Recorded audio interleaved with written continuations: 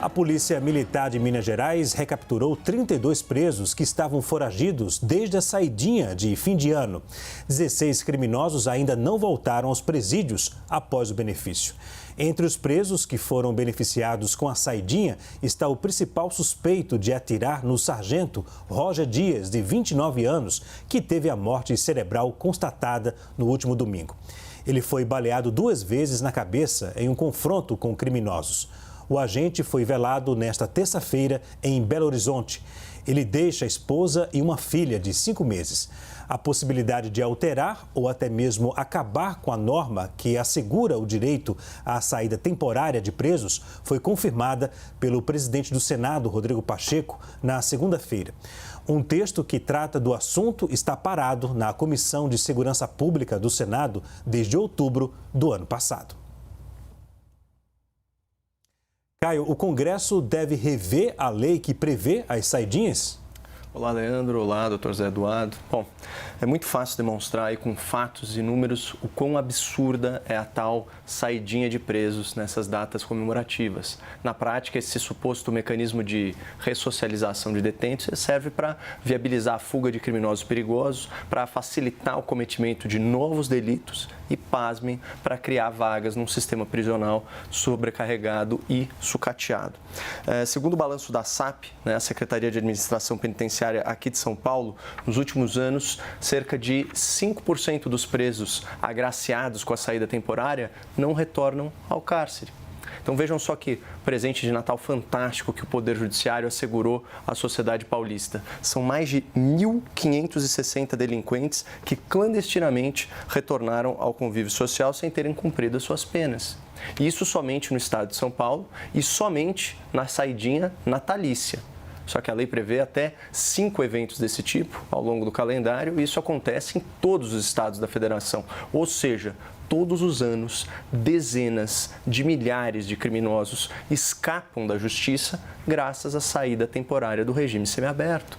Não à toa, na data de hoje, 9 de janeiro, o Banco Nacional de Monitoramento de Prisões registra mais de 300 mil bandidos procurados e outros 28 mil foragidos. Eu dou aqui o número exato, são 33.694 mandados de prisão pendentes de cumprimento. E a quem que interessa toda essa impunidade? A sociedade de bem, honesta, obediente à lei em sua esmagadora maioria? Claro que não. Isso só pode interessar aos criminosos, às facções e seus eventuais simpatizantes. Mas voltando aqui à questão da saidinha, é importante pontuar que na sua formatação atual, ela beneficia autores de crimes gravíssimos, incluindo criminosos reincidentes e recorrentes. É o caso que nós vimos agora do assaltante, que alvejou o sargento da Polícia Militar lá em Minas Gerais. Um sujeito condenado a 13 anos por roubo, que já havia cometido crimes em outras saídas temporárias. E o Ministério Público se manifestou pedindo a suspensão do benefício, aspas, a não ser que se queira tão somente esvaziar presídios sem se importar com as terríveis consequências de uma execução penal deficitária e mal vista pela sociedade. O juízo fez pouco caso dessa recomendação dos promotores e mais uma saidinha termina em tragédia. Então não faz o menor sentido manter a lei como está e esse parece ser o entendimento, o sentimento do Congresso, traduzido nas palavras do presidente do Senado, Rodrigo Pacheco, que disse o seguinte: em vez de servir ao propósito de ressocialização, a saidinha tem sido instrumento para permitir liberdade àqueles que não têm condição de estar em liberdade. Zé Eduardo, o Congresso deve rever o benefício das saidinhas em datas como o Natal? Olá, Leandro. Olá, Caio. Eu acho que chegou a hora, e já vamos debater o plano do Equador, discutir com absoluta profundidade, consciência e racionalidade o problema prisional. O que acontece normalmente nesses casos, quando nós temos uma situação, como é que estamos debatendo aqui fica a minha solidariedade à família do policial que foi falecido, sincera. A verdade é que nós tentamos dar respostas sempre àquelas, vamos resolver suprimindo aquele direito, vamos fazer aquela situação e não vamos à causa do problema. Na hora da gente parar um pouco com os discursos não racionais e analisar o que de fato acontece no sistema prisional. O sistema prisional ele existe justamente para buscar a ressocialização do preso. Uma das coisas que está colocada nesse contexto é a possibilidade de ele não cortar os seus laços definitivamente com as suas famílias.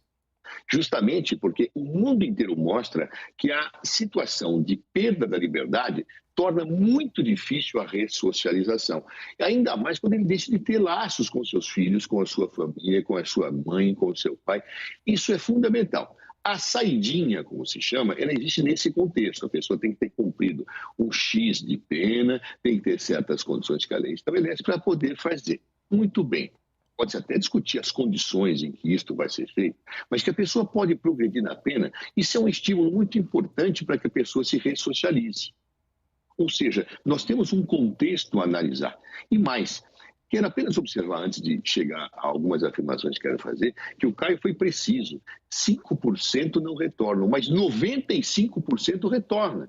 Então eu vou falar em suprimir um direito que está sendo certo para 95%, por causa de 5%? Não, eu tenho que ver o problema dos 5% e resolver esse problema. Vamos analisar as condições que são dadas a saidinha, vamos ver aquilo que vai ser feito? Então vamos corrigir e não suprimir direitos. Por quê? Porque o sistema prisional é a causa da nossa criminalidade. Como nós vamos ver no Equador, possivelmente lá está o problema. Nós não estamos dando condições das pessoas minimamente se ressocializarem. Não é só com a saidinha que ela vai se ressocializar, é com um conjunto de situações. E aí é até curioso que muitas vezes algumas pessoas têm dito, reclamado das condições carcerárias dos presos dia 8, mas esquecem do restante do país, esquecem do restante do que está acontecendo. Não é acabando com a saidinha que eu vou resolver o problema. Não, tenho que parar e analisar a situação de maneira mais profunda. Nossos presídios são verdadeiras masmorras medievais, nós temos que criar condições para que as pessoas se ressocializem e mais, temos que prender corretamente. A prisão é só em casos extremos, porque ao prendermos pessoas que não têm periculosidade social, como acontece no Brasil, inclusive com prisões preventivas que ultrapassam o nível de 50% do universo carcerário, o que acaba acontecendo é o efeito oposto. Eu forneço pessoas que passam a ter, para sobreviver dentro do presídio, para não serem estuprados, para não serem violentados, que entrarem em organizações criminosas. Ou seja, ou nós damos um basta a isso, e não é suprimindo esse direito pontualmente, dando respostas legislativas pontuais, que nós vamos acabar com isso que está acontecendo. Não é a saidinha a responsável, a saidinha é um conjunto do sistema carcerário, que o próprio Supremo Tribunal Federal já disse que ele é inconstitucional, que ele tem um estado de coisas inconstitucional. Então, é isso que nós temos que enfrentar com coragem, entendendo a criminalidade nas suas causas e não tendo discursos que são fáceis de serem construídos para a população. Não, olha lá, o cara está saindo. E, aliás, são fáceis, a menos quando os nossos aliados são pegos. Porque aí o sistema prisional fica ruim, né? Aí ele fica ruim. Não, vamos olhar a realidade como ela é. Ou seja, não dá para conviver com o sistema prisional. Sabem quantas pessoas ainda precisam ser presas no Brasil? 300 mil pessoas precisam ser presas com mandados de prisão. E eu tenho já ainda um superávit maior que 300 mil pessoas. Celas que as pessoas têm 50, 60 pessoas que têm que revezar para dormir.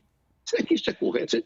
A gente espera que as pessoas saiam da prisão como? Né? Mas o crime organizado cresce a cada dia. Ele vem dentro dos presídios. E dentro dos presídios eles aterrorizam as ruas. E já, repito, o Equador parece que vai pelo mesmo caminho, diante daquilo que pouco que a gente leu na imprensa. Então, nós temos que parar com respostas que são muito fáceis de serem dadas. Olha, para com a saidinha que resolve a comunidade. Não é verdade.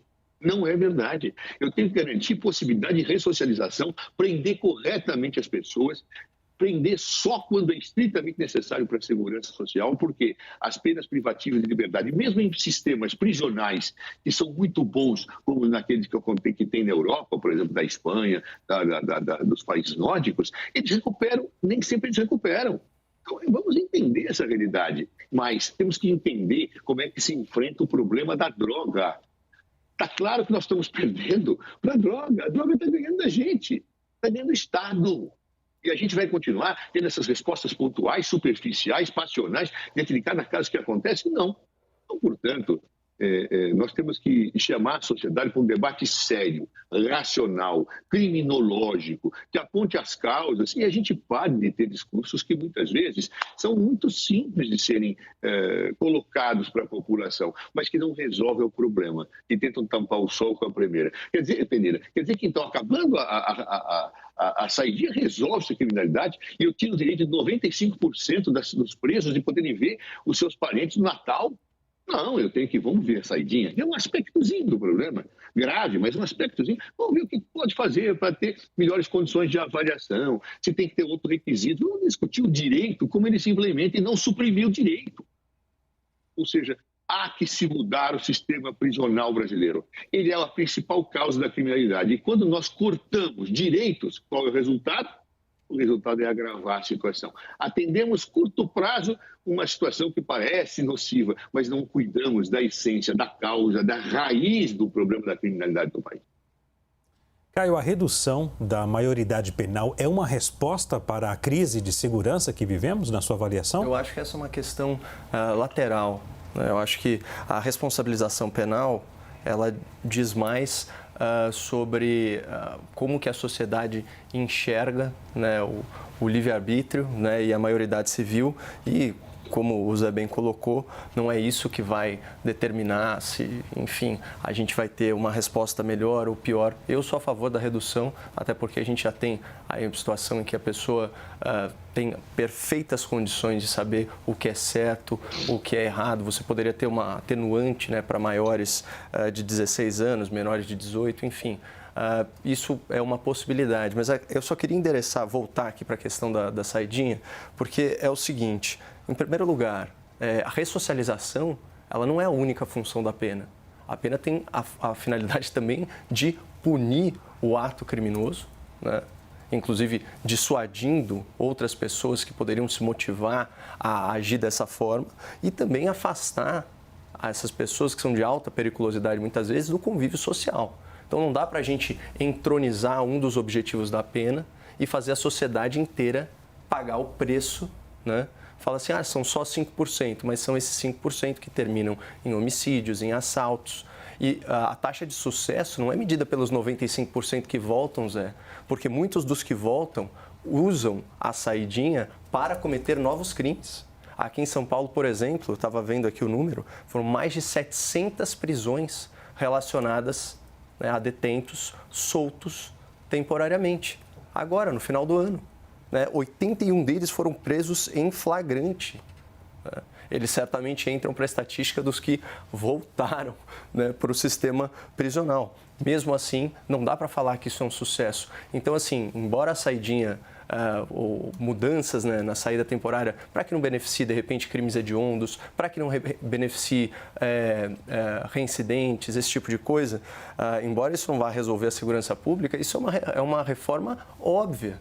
Porque senão a gente tem aqui aquela situação em que você tem, por exemplo, uma moça, né, naquele crime bárbaro, né, patricida, né, de assassinato dos pais e tal, usufruindo do benefício no Dia das Mães. Isso daí é uma coisa que escandaliza, mas também mostra que, enfim, o Instituto está sendo utilizado não necessariamente por uma questão de ressocialização, mas como um mecanismo de impunidade, um mecanismo que enfraquece a justiça perante os olhos da sociedade. A gente tem que olhar um pouquinho para a sociedade também, né? Não para o direito penal como se fosse apenas uma garantia do preso em relação ao Estado. A gente tem que ver qual que é o interesse público, né, nessas normas que a gente está aprovando, sancionando, ou, enfim, sendo conivente com ela. Por exemplo, eu trouxe aqui a estatística. O José reforçou, né? A gente tem mais de 330 mil mandados de prisão aguardando cumprimento. É óbvio que a gente tem um problema gigante aqui. E, estatisticamente, grande parte desses foragidos, né, desses procurados, vem desse sistema da saidinha, né, é elementar. Eu dei o dado aqui de São Paulo. Isso que São Paulo ainda tem uma resposta muito efetiva, tem monitoramento, né, tem um vasto efetivo policial. Imagine em alguns outros estados. Então, óbvio, não é isso que vai resolver a segurança pública, mas me parece uma mudança bem, vamos dizer assim, bem óbvia de ser feita para justamente endereçar esse tipo de problema que você relatou no enunciado, Leandro, né? E, enfim, deixo também registrada aí toda a nossa solidariedade aos familiares, né, da vítima. Zé, a redução da maioridade penal é uma resposta para a crise de segurança? É uma questão lateral, como disse o Caio? Ela não é só uma questão lateral, é um desastre. É um desastre. Não entender o que acontece no sistema prisional brasileiro, o que acontece na criminalidade brasileira, propôs esse tipo de solução.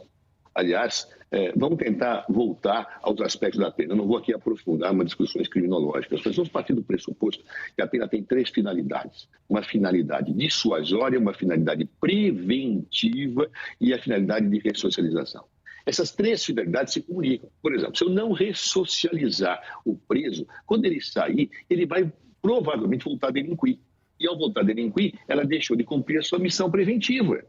Ou seja, essas 3 coisas estão conectadas. Eu tenho que conceber, pensando na sociedade, o todo. E esse todo eu penso como? Dando condições para que a pessoa, dentre outras coisas, se ressocialize para prevenir crimes, para ter situações punitivas que não sejam tão drásticas como o cerceamento da liberdade. Isso tem que ser pensado como um todo. A questão da saidinha, eu não diria nem que é uma gota d'água, é uma meia gota d'água no universo. Por exemplo, se vocês fizerem um mutirão hoje das defensorias públicas em todo o sistema carcerário, você vai encontrar uma quantidade de pessoas presas que já cumpriram as suas penas muito superior a esses 5%. Ou seja, é a pessoa cumprindo pena, abarrotando o sistema contra a lei e não sendo ressocializada. São situações que eu preciso analisar em um contexto. Não dá para ter respostas pontuais para atender, para jogar para a galera. Isso está errado, é assim que o Brasil vem se arrastando. Acontece um crime de onde? Aumenta a pena ali. Mas onde está a base do problema? Onde está a causa? É isso que nós temos que ter. E a questão do narcotráfico é uma causa. Como é que eu faço? Será que, e aí nós temos que refletir, essa situação repressiva que vem acontecendo, ela resolve o problema das drogas? Ou será que nós temos que buscar outras formas para enfrentar o problema? É evidente que nós temos que discutir sem passionalismo, com racionalidade, com base em estudos científicos. Não é? Ou seja, eu tenho direitos de pessoas que são suprimidos quando 95% são atendidos e eu vou ter problema com 5%. Não, vamos discutir a saidinha melhor, as condições da saidinha nos 5%, para tentar reduzir ainda mais os 5%, para tentar evitar como é que eu faço isso. Vamos tentar prender de uma forma a não colocarmos presos primários junto com presos que dão de organização criminosa para não serem cooptados. Vamos tentar tratar o jovem, aquele adolescente que praticou um ato de delinquência, de maneira que ele possa se recuperar. Por quê? Porque o jovem ele tem um desenvolvimento, os estudos neurológicos mostram isso, diferente de adaptação. Ele pode se adaptar muito mais facilmente. E nós não fazemos isso. A resposta que se dá é, não, vamos colocar o jovem junto com o adulto e tratá-lo como criminoso. Vai aumentar a criminalidade. Ou seja, é desesperador ver essa situação. Ou seja, porque eu vejo direitos, eu discuto não a ampliação de direitos sob controle numa perspectiva de ressocialização, visando inclusive a prevenção de novos delitos. Eu discuto a supressão dos direitos que já existem para atender a população, pegando dados que são descontextualizados, absolutamente descontextualizados. Por quê? Porque eu não estou olhando o crime como um todo, eu não estou fazendo estudo criminológico, eu não estou vendo as causas, eu estou vendo situações pontuais. Então, vamos suprimir as visitas íntimas. Ou seja, você vai criar uma situação cada vez mais explosiva. Veja o Equador. Já é o próximo assunto que você vai debater conosco. Veja o Equador, o que está acontecendo. Nós estamos chegando a um ponto que esse método de pensar o direito penal de maneira populista, essa maneira de pensar o direito penal isoladamente, não analisando com dados sérios, fazendo estudos científicos sobre o combate ao crime, está nos levando ao que nós estamos levando, ao que estamos chegando. É realmente muito, mas muito grave, Leandro e Caio, a situação que nós estamos tendo. Enquanto nós continuamos com esse tipo de resposta pontual, que suprime direitos, ao invés de aprimorar a situação da recuperação, até como fórmula de prevenção de criminalidade futura, até como forma de combate à organização criminosa, estaremos chegando a essa situação em que estamos.